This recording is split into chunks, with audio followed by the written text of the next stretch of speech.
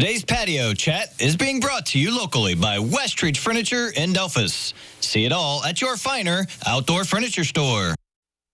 Well, it's time to check in with the Lima City School District, and we have Superintendent Jill Ackerman with us today, and thanks for coming. Thank you for having me. All right, so the school year is progressing, and we're going to talk about a subject that some people might think, well, this is kind of a no-brainer, but it can be difficult to sometimes get your kids to school on time. So let's talk about the campaign On Time, Every Day on Time. Yes, every day on time. So we started that campaign right after COVID. I know it was hard for families getting out of that routine to really get back in gear. Many families have kids scattered across the district, which can mean different start times. We just ask that you can plan accordingly. It is critical for our kids to be in school every day on time. Missing 2 days of school a month or 18 days a year is actually, that's 10% of the year and is actually considered chronic absenteeism. Wow. And that doesn't seem like that many days, but it affects them so much. Right. And by the 6th grade, chronic absenteeism is a direct indicator that that student will most likely not graduate from high school. So it's so important at those young ages. For every year that a student is chronically absent, they start that next school year behind. So it's so important, whether it's 2 minutes or 30 minutes, that we get them there on time, because that's lost instruction.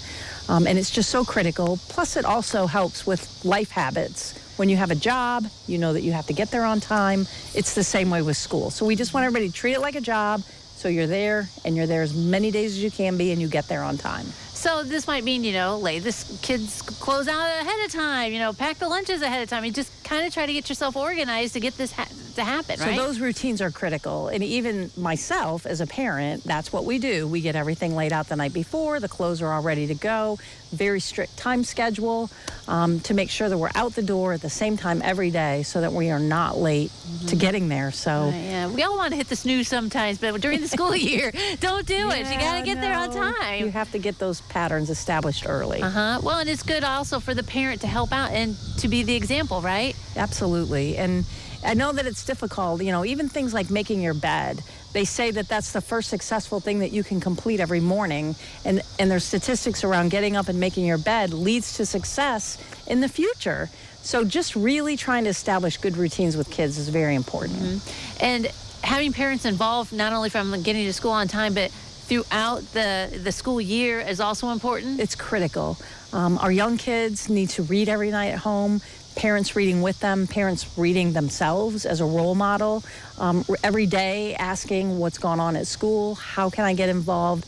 Everybody has access to Progress Book every single day, so they're able to get on there, see the grade live, know if there are missing assignments, know where their child is at, certainly call the school. They can come in and meet with teachers. If they don't have resources at home like flashcards and books, we can provide that for them, but we really, really need parents to be active in their child's education. Help us. We cannot do all this by ourselves. Right, yeah. Well, I assume like some of the tools you're giving them, like reading it online, that helps out. You can read on your phone, on your laptop, whatever. All the elementary schools do Dojo, so that's in real time, and I know that they're getting those Dojo messages every day, and they can respond right back to the teacher. So now with technology, there is that ability to have instant communication. So no matter whether it's through a text message, an email, a phone call, there are all these ways that you can communicate with us, and that's all we ask, is that you just stay in communication with us. We just want to help your child. And then like parent-teacher conferences will come up and involved in that and that kind of thing, right? That'll be coming up at the end of October. We'll talk about that next month, but that is critical too. All right. Thanks very much, Jill, for coming today. Thank you for having me. All right, don't go away. Nathan's next with the weather forecast.